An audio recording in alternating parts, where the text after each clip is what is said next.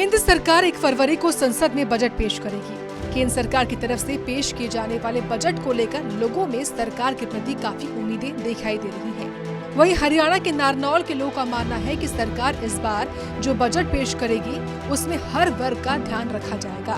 यही नहीं बल्कि विशेषकर मध्यम वर्ग को सरकार से उम्मीद है कि विशेष राहत सरकार उनको दे सकती है। आगामी बजट को लेकर क्या कहना है नारनौल के लोगों का, सुनिए आप। बजट को लेकर सभी लोगों की उम्मीदें हैं कि इस बार जो जीएसटी की टैक्स स्लैब है उनके अंदर बदलाव होगा।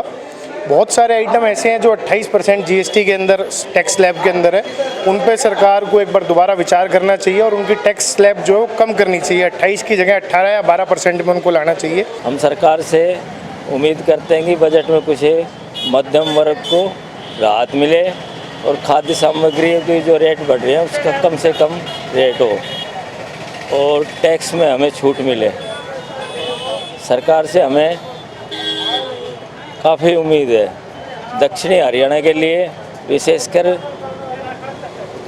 उद्योग, छोटा मोटा उद्योग लगे जो मध्यम वर्ग को रोजगार मिले।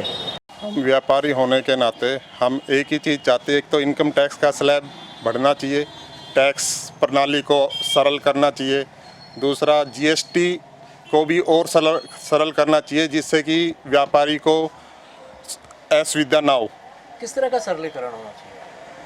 कि हम जब जीएसटी की पोर्टल पे भरते हैं तो उसमें हमें कोई दिक्कत ना आए, आसानी से भर सकें, उसको पोर्टल को और सरल करना चाहिए। आने वाले बजट में व्यापारियों के, किसानों के, सबके लिए ये बजट बहुत बढ़िया होना चाहिए और इसमें खाद्य पदार्थ और जो अन्य पदार्थ हैं उनमें टैक्स कम होना चाहिए और मैं उम्मीद करता हूं कि बिल्कुल कम हो जाए तो और भी बढ़िया है, नहीं तो कम तो बिल्कुल होना ही होना चाहिए। वहीं पलवल के व्यापारियों ने भी आगामी बजट से काफी उम्मीदें लगाई हुई हैं। सुनिए क्या कहना है पलवल के व्यापारियों का भी। आने वाले बजट में इनकम टैक्स की छूट कम से कम 10 लाख रुपए दी जाए। उसके साथ साथ आज खाद्य पदार्थ इतने महंगाई बढ़ चुकी है, महंगाई को रोकने के लिए सरकार को टैक्स कम करने चाहिए। जीएसटी की स्लैब कम करनी चाहिए।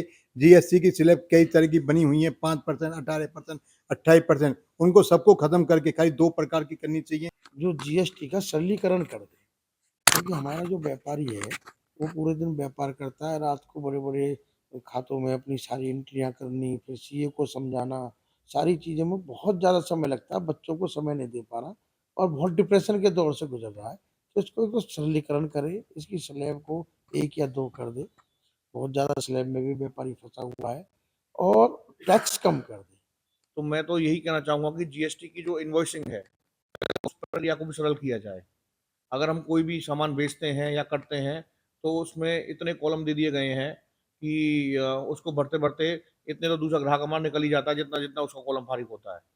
इसको हम कब तक अपने इसकी, और दूसरा सारा काम हमारा नेट के थ्रू होता है, सारा काम हमारा ई इन्वॉइसिंग होती है, तो उस वजह से कई बार नेट्स नहीं आते तो हम बैठे रह जाते हैं, हमारी माल रखे रह जाते हैं। तो इस प्रक्रिया में कुछ ऐसा कर दिया जाए कि जब मैनुअल भी इसमें कुछ काम कर सकते करके अपने कार्य को खर्च न करके आगे कार्य को बढ़ा दिया जाए। काबिले गौर है कि वित्त मंत्री निर्मला सीतारमण 1 फरवरी को 2025-26 वित्तीय वर्ष के लिए केंद्रीय बजट पेश करेंगी। इस बजट से विभिन्न क्षेत्रों में सुधारों और प्रोत्साहनों की उम्मीद है।